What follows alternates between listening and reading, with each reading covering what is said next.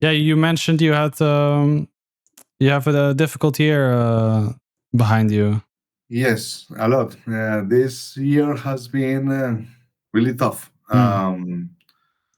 Maybe the last couple of years have been really tough, but this one especially is a year where I experienced like a major collapse in several things, and this has triggered an emotional crisis for me. Mm. And I've been experiencing what is known in spirituality as the dark night of the soul, or Mm. something like that.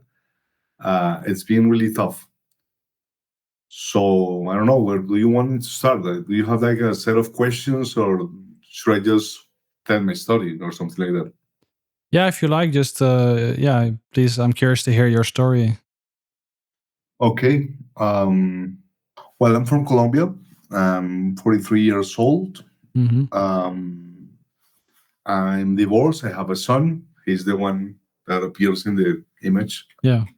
Um, he's an 8 year old. I got divorced in 2023, maybe about 2.5 years ago in February uh, of in 2023 February. Yeah, but okay. Well, as you may imagine, the divorce was the actual or the official like breaking up of a lot of things that were already broken.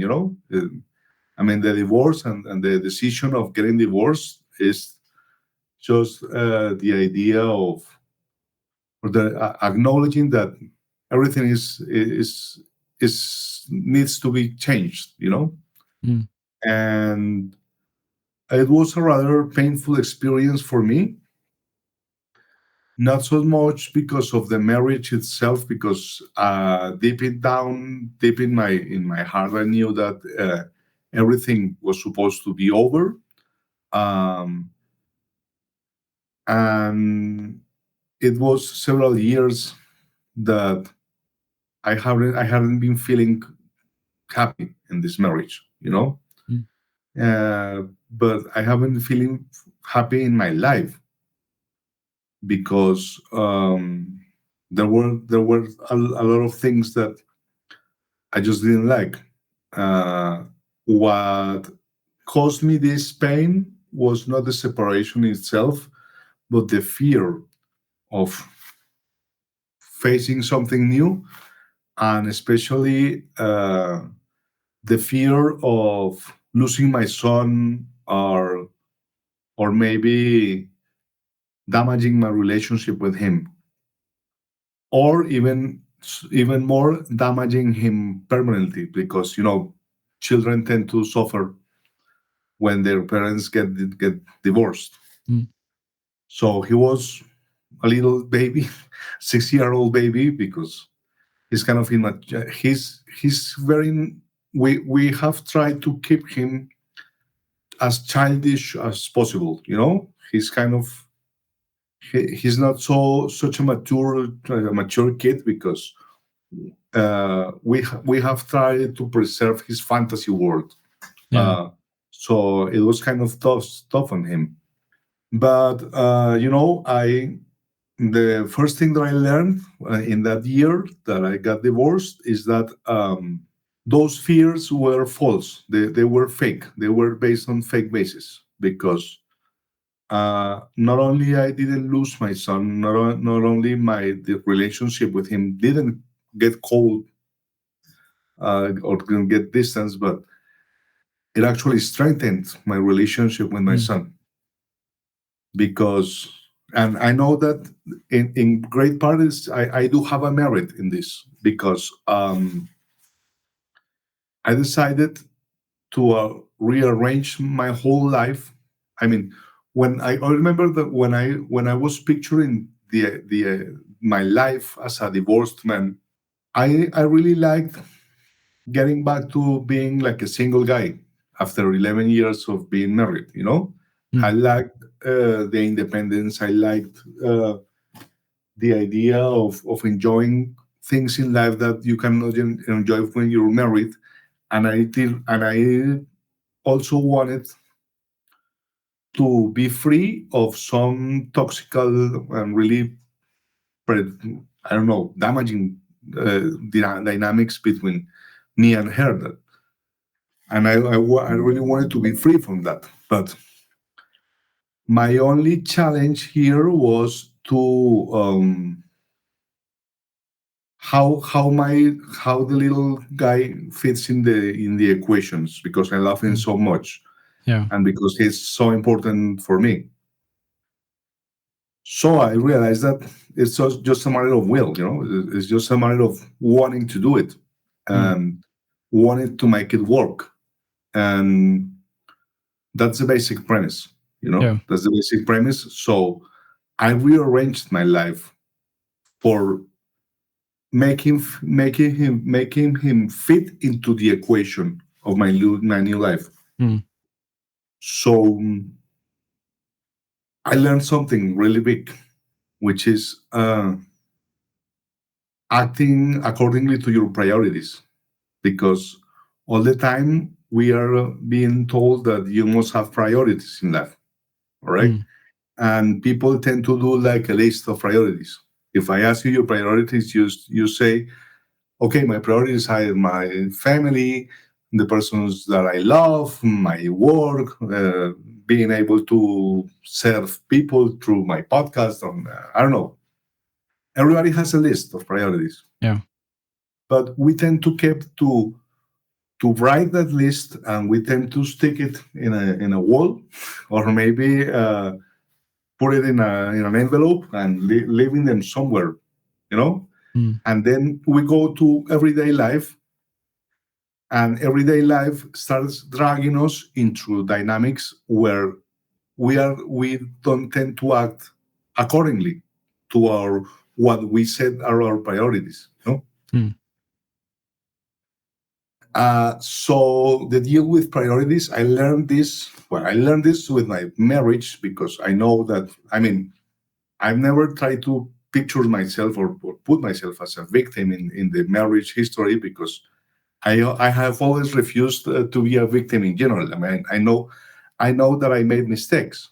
She made also mistakes. All right, but one of my biggest mistakes in my marriage was actually this, was because I remember that I said, okay, my marriage and my family and my wife are my priorities, but then I got dragged into a million other things that made me forget about those priorities.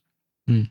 What I learned with my son was this: okay, you make like a fixed point in your life, which is, in my case, it is my son. Okay, it is being able to provide for him, being taking care of him, and playing my role as a father.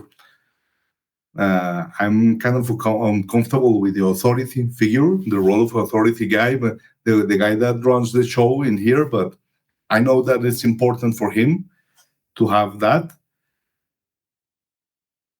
And this is the everlasting point in my life, it's what never changes. My son is my main priority.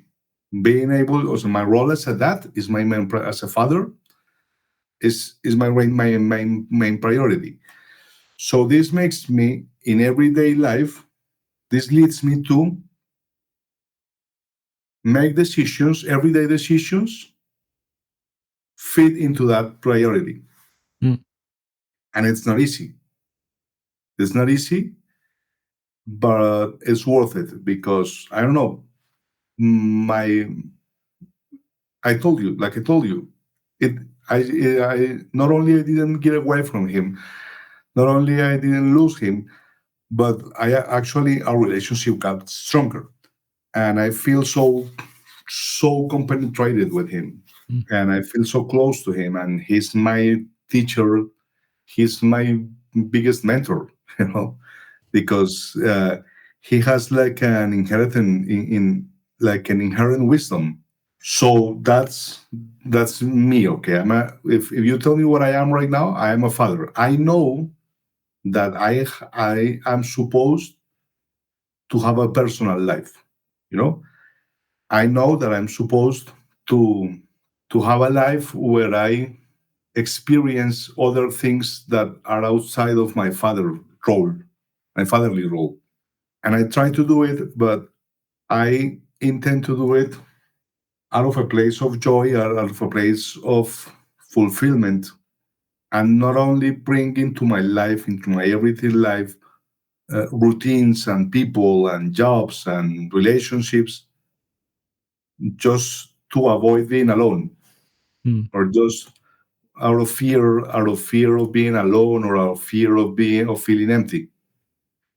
Because I don't know, I just don't want to be in social situations where everybody is like partying and drinking and living la vida loca, because I did that 20 years ago, you know, and I truly enjoyed it. I know that you can enjoy that, and I truly uh, embraced that experience and drank all the juice that comes out of those tits, you know. But uh, and I just don't want to do it anymore. I want my time. I want my time away from my son when I live in with his mom. Because we kind of have like a shared custody deal, you know. Mhm. And in this shared custody, I spend a lot of time with the boy. Uh, I mean, I see him virtually every day, because I take him to school and I bring him back, and I usually take him to his non-school or non-academic activities, like his swimming lessons or something like that. And besides of that space, I'm sorry, he spends time with me in my place, in my apartment. Mhm. So when I'm not with him, I see struggle finding what to do, Mm. you know. But it is because I just don't want to do anything. I just don't want to do the first thing that comes to me. I want to be really picky, and I'm at a point of my life when I'm picky with my relationships, with the activities that I do outdoors, because I want them to have a meaning, Mm. you know, and I want to grow with these experiences. And it could just be just like, I don't know, yeah, hanging out with a group of people. But okay, what experiences are you offering me? What are these people offering? You know, Mm. and I do feel it. I do feel it. This I do feel it. There were times when this really hit me. But for example, when I spent when the first weekends that I spent alone with my child, um, when I left him with his mom and got back to my apartment, tend to feel I used to feel really lonely and really bored. You know, okay, what I'm gonna do? This place is so boring. You know, without him, because I love the noise he does, and I love the way he messes up with things in here, and I love his little mess. So um, it was tough, and that made me realize that I do need to have a personal life. But I'm still building that. I've I've gone out with a few people. I've had relationships, maybe girlfriends, which is after when you're 43 years old is kind of odd and weird to call yourself or to refer yourself as someone's boyfriend, you know. But okay, I have done that. I have done the dating game, um, but I haven't felt like compelled to do something bigger with those people. Um, and I did have something. I mean, the main struggle this year, the subject of your podcast is struggles in 2025. Uh, when I got when I got divorced, I started a project, a personal project. It was like a business project, but it was much more than a business because it was based on my vocation, what I feel, what I love to do, which is serving people, which is helping people. And along with two friends of mine, they are a married couple, we created a project which is based on guided meditation and spirituality. I've been working on this for several years. Uh, I've been like a holistic healer and therapist and uh, meditation instructor, spiritual advisor for people for nearly 12 years now. I've been doing this for a long time, and I've had several experiences. I've taught people how to meditate, how to get in touch with their energy and with their spirit, and to learn what their soul has to say to them. So these people invited me to a cute project that I fell in love with. Uh, it was a method like we people spent 3 months with us, and I we made them. We recorded and created 5 or 7 or even 12 guided meditations for them, and I was in the creative field, so I was in charge of writing this stuff for these people and making personalized reports for them. And we join them every day to guide them and to score them and to hold them while they were doing these meditations, because they were really deep on a spiritual level, and they needed our coaching and our support when doing this. And it was fabulous. I mean, we started with a beta group of people, which was a group of former clients and friends of us mostly. And this group, and the results were amazing. And then we started growing and growing and growing, just mouth to mouth. It Mhm. was growing like that because as we grew up with the people, and we received more and more people, we also got in charge of polishing the message, and creating a much more structured content. And I was in charge of creating this content. So it was great. It was amazing. I mean, it was professionally is like the most amazing experience of my life, and it came to me in a point of my life where I was looking for something great and passionate to do. Something that brought me really felt really made me feel really passionate, because I just got divorced. You know, it was in 2023 also when we started this project. Um, and I said, okay, I'm totally in, and we did it.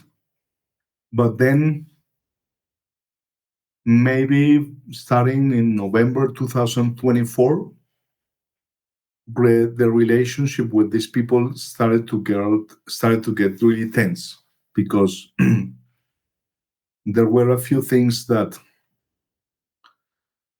I didn't like about them, about the way that I was being treated, and the way that Mm. they were talking to me, and I felt like they weren't being truthful to me, because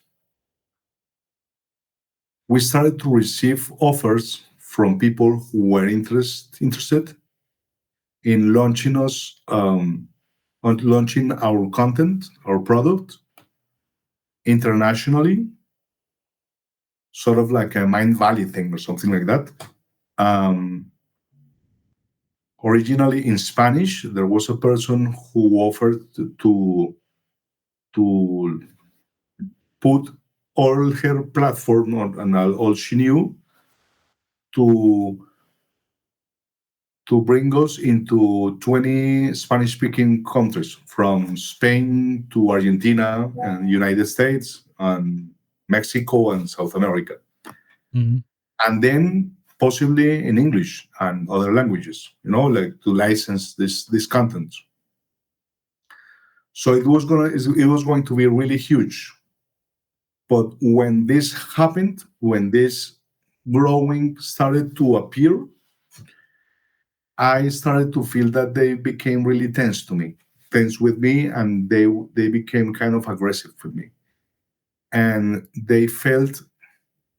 I felt that they wanted to kick me out, and that the plans of registering this content officially, like copyright, international copyright, and something like that, they didn't want to do it. They just didn't want to do it with me. Mm. So I started to feel like they were doing stuff to make me feel tired, and the way they treated me, I don't know, I just didn't feel comfortable. And I have become a very intuitive person. I was extremely rational in the past, but my my spiritual path has shown me that um, I'm not supposed to be so rational. I'm supposed to be more like intuitive, because every time I pay attention to my intuition, I usually get it right. And when I tend to ignore the times the times that I've struggled more in my life, and the more painful experiences in my life happen after I ignored my intuition, Mm. because it's really strong. I make a comparison. I mean, here in Colombia, I was raised in a kind of semi-rural area, which is called Santander, and the peasants in this area, uh, they grow tobacco and fruit and tangerine and coffee and everything else. But these farms are so far away, and the roads are so crappy, that you can only access to those places but on a mule. Have you seen a mule, which is a mixture between Mm-hmm. a horse and a donkey? Yeah. All right. They use the mules, and when they are taking their fruit and their tobacco and everything they sell out, or bringing something into the farm, they always use the mules to go to those roads. It's dirt roads, it's roads in the middle of the jungle and something like that. So I asked them once when I met these places, because I didn't work in there, and I told them, okay, why do you use the mules? um, because I mean, there's the possibility to use a horse, or even, I don't know, like a 4x4, a Wrangler Jeep or something like that, you know. And they said to me, no, we prefer the mule because the mule protects us. And I said, why? Okay, the mule is kind of a stubborn animal. They are very noble, they are lovely, they are adorable, but when they decide to stop in the middle of the road, there's no human power that moves them, that makes them move forward. They are stubborn. They don't move. They just don't move. They paralyze. They freeze in there, you know. And those peasants know that when this happens, it is because there is a danger, hazard in the way. I mean, they walk 20 steps forward, and maybe, I don't know, there's a snake, there's a scorpion, there's a big rock that is about to fall in Mm. fall. I mean, there's danger. And mules have this extrasensual experience and capability because they use their intuition the same way. I mean, their intuition is embedded into their instinct. And I checked this, and I was able to compare this when I was learning spiritual stuff about, for example, a human race that lived in this planet millions of years ago, called the Lemurians. And the Lemurians, they had their third eye. Their third eye. It was physical. It was a physical organ, Mm. and they use their intuition the same way these animals still use their intuition as a part of their instinct. It was incorporated into their regular behavior.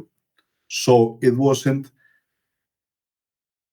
like a modern human being like you and me. We have to connect to our intuition because we have been raised and socialized in a place that, in a society and in a system that prevents us from using our intuition.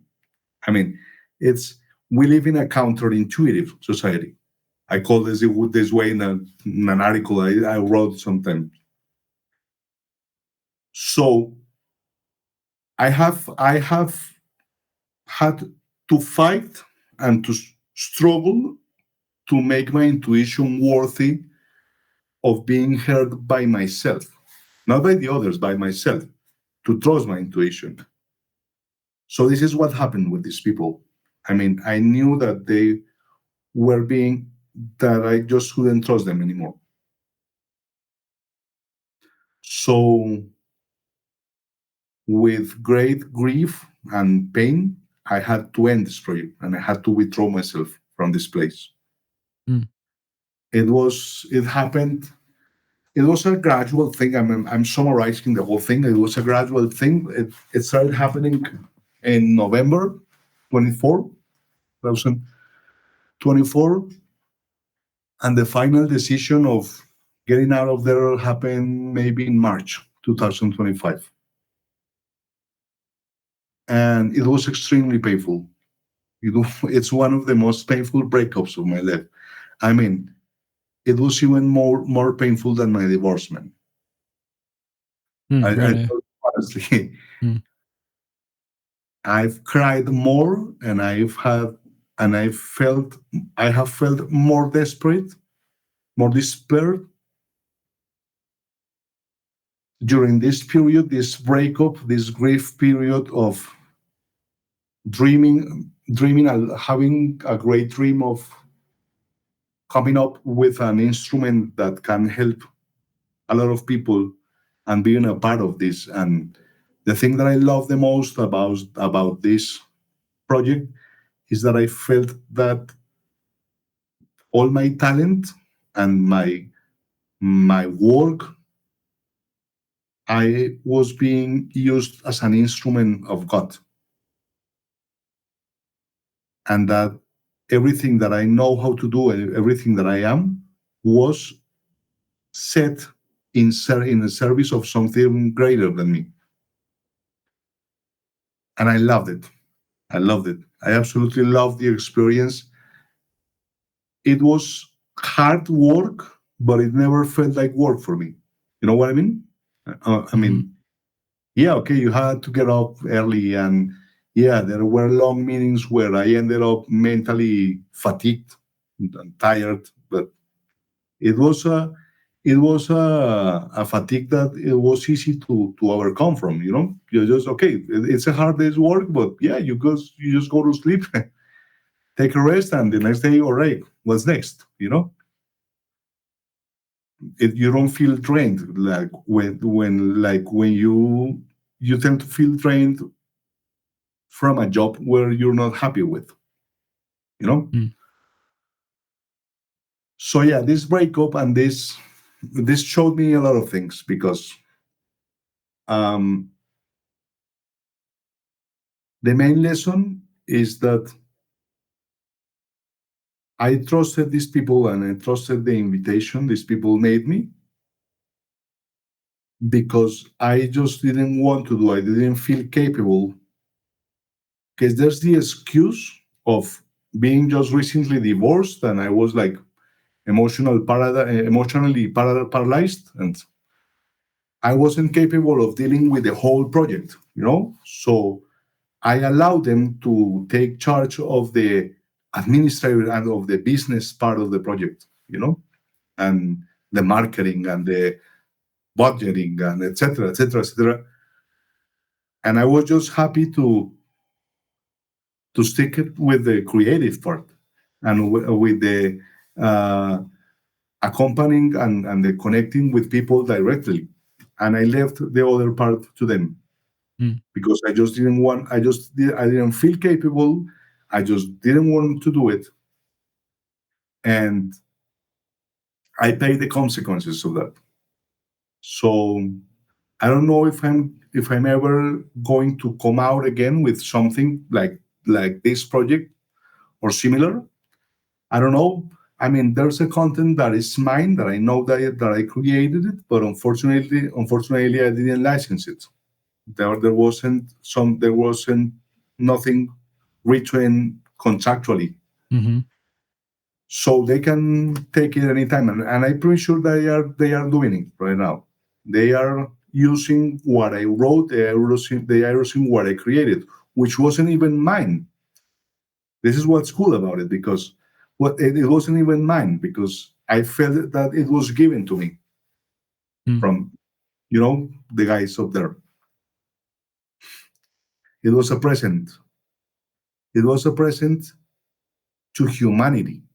It wasn't even for me, but they are taking it as something that belongs to them. So I've doubted. I've hesitated between fighting legally for what is rightfully mine in terms of the law, or just letting it go and letting it happen and allowing them to do whatever they want to do, just to keep my inner peace, and just to know, just because I know that eventually I will be capable of coming up with something even greater than what we did, the three of us together. Mm. Uh, but it was a really painful experience, and it triggered a lot of inner work. I have struggling financially. I mean, I do have some other sources of income, and I've been working on that.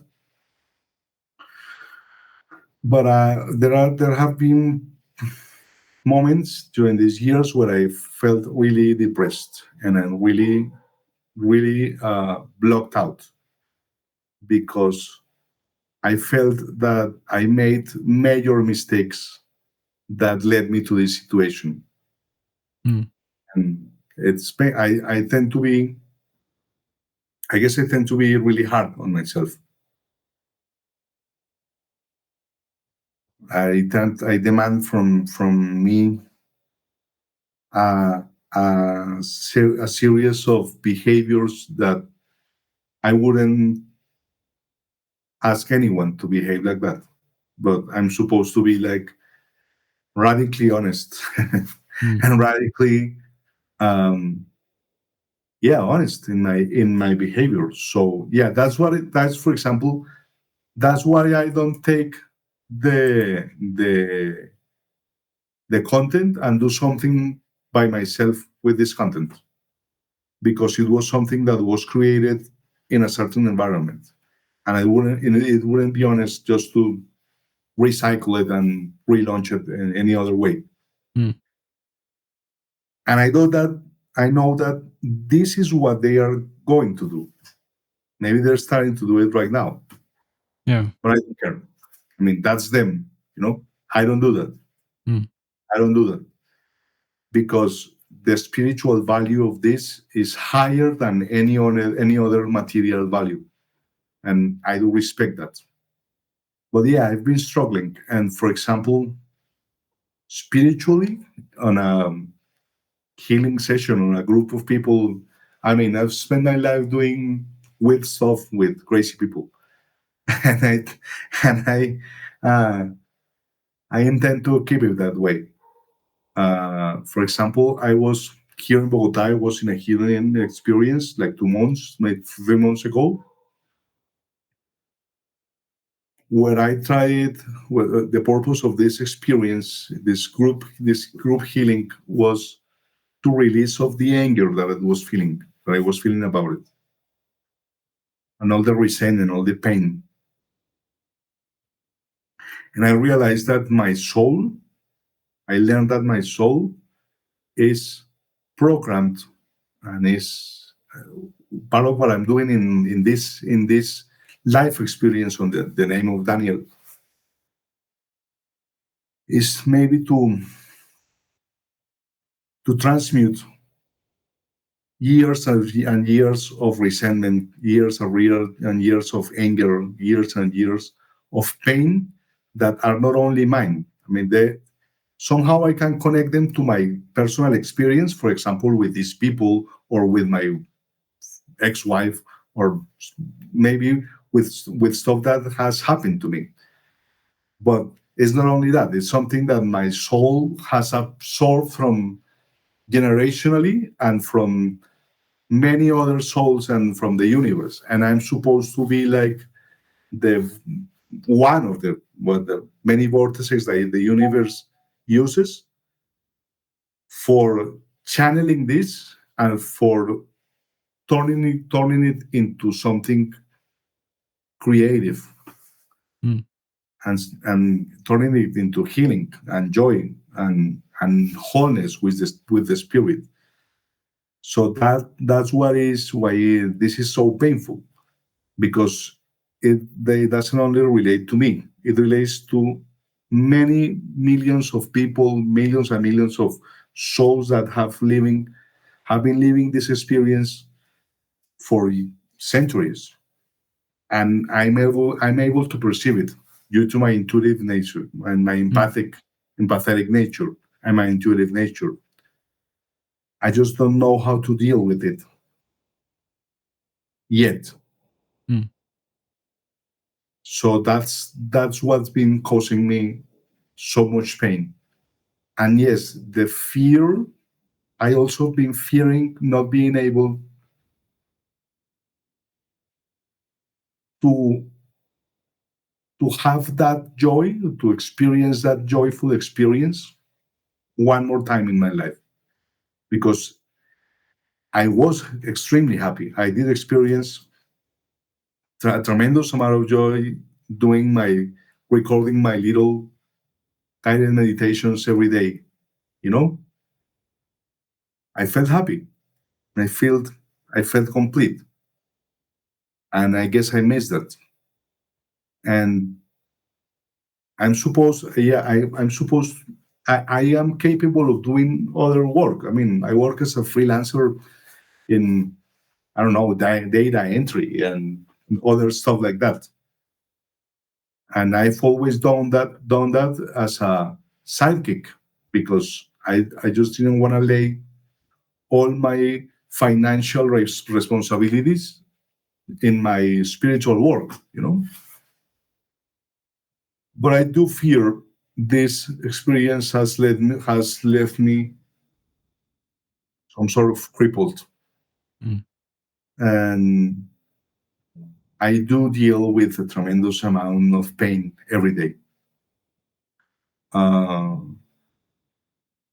because I just can't find motivation, and I know that I'm not supposed to get all that motivation from my son, because he's an independent being, and he cannot I cannot make him responsible for me being happy, Hmm. you know Yeah. so right now my time with him is the only thing that brings me joy, but I know that I'm not supposed to make him responsible of this. Mm. I know that, uh, I'm just as a father. I'm just there temporarily to support him and to become like a platform for him to be launched into great success or something like that. Yeah. So I know that I do have to find other things in life. I just know I just can't figure it out where to start, Mm. and that's the struggle in 2025. Yeah. Everyone says I've heard a lot of people saying that, man, 2025 it has gone by so quickly, and it feels like yesterday we were in New Year. For me, it's the opposite. I Mm. felt it. I mean, New Year feels like a million years ago for me, Mm. because what I've been feeling is also so intense, and um, I know that my soul will figure it out at some point, and I will be able to turn this pain into creation and joy. But for now, it's painful. It's Mm. really painful, and basically that's it. Yeah. Well, I just wanted to say, thank you for sharing your story. I think it's really interesting because, um, if I understand correctly, before you went through the divorce, you were kind of, yeah, a bit anxious about how your life would change and how, you would change, not being married anymore, your role with your son you mentioned. And Mhm. then I was really happy to hear that through that struggle you felt like you connected even more with your son, and that it also brought a lot of positives to separate.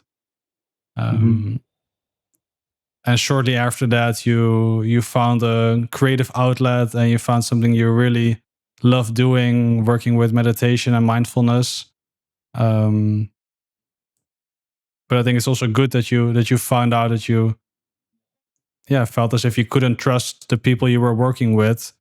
And I hope in the same way as a divorce, that the struggle you're going through now will lead to something even better than the creative outlet that you had before.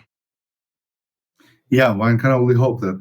Mm. Um, that's the dream, and that's the promise that I was made Mm. by my spiritual leader guiders. Um, but I do know that.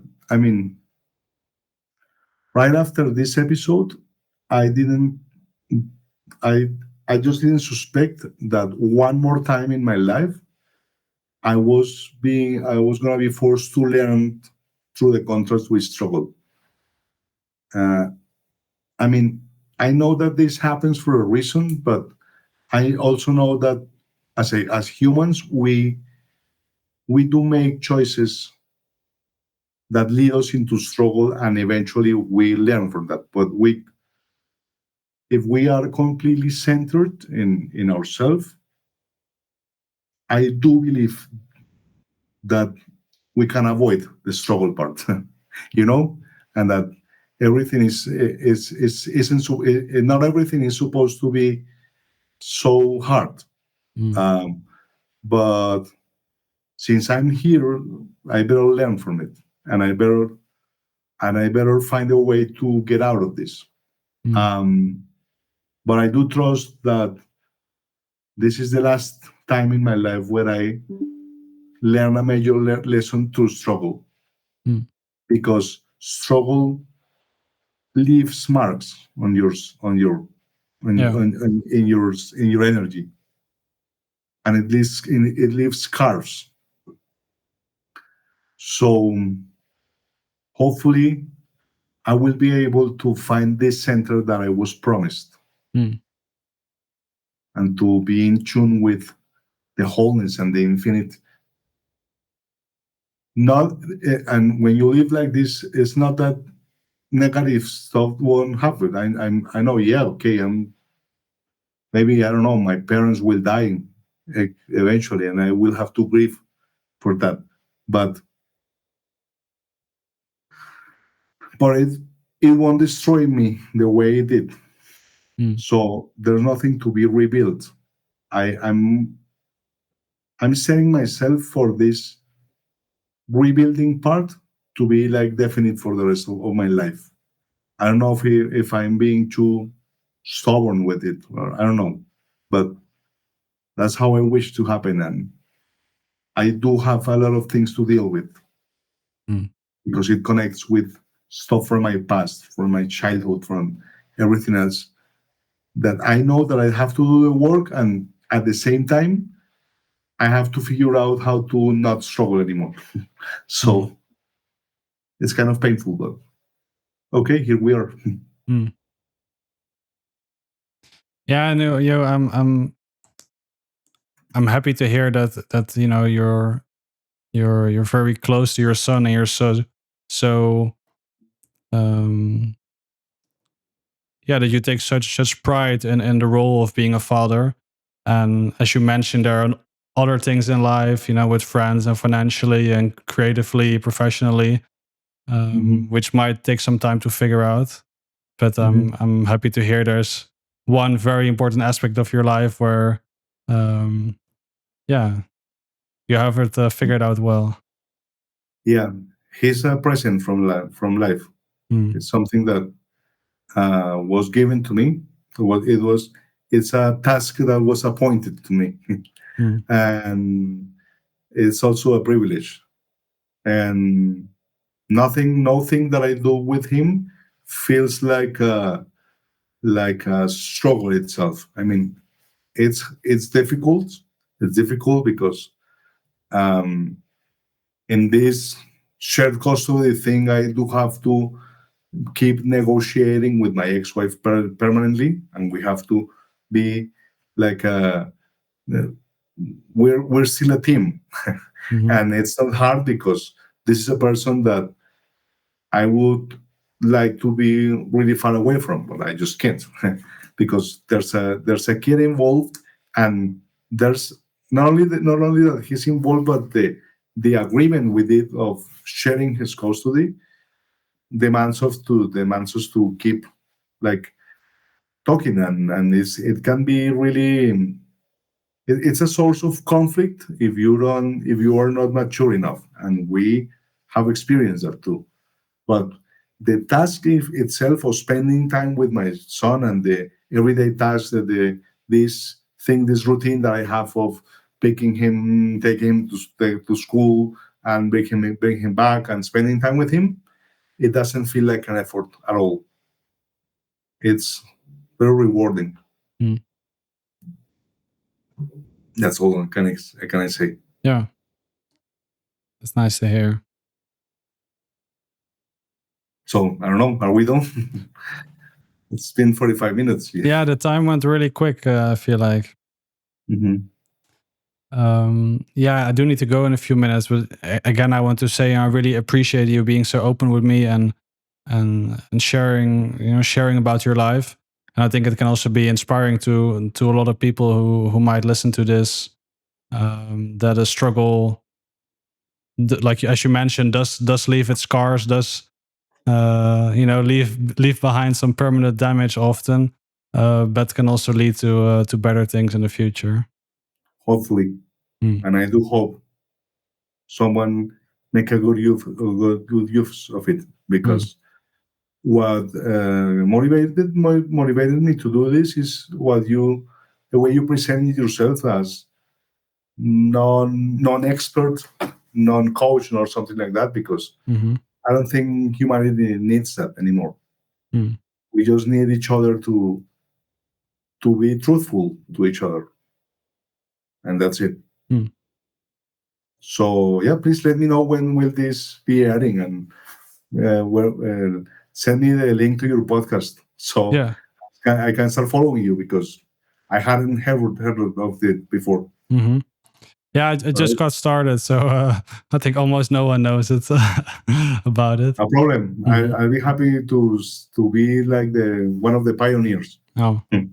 I really All right. appreciate that. Yeah, Okay. I'll share it with you. Thank you. Yeah, Thank you for your time. Thank you for the invitation. yeah. Thank you very much. Okay. Have a great day. Yeah, you too. Take care. Bye. Bye bye.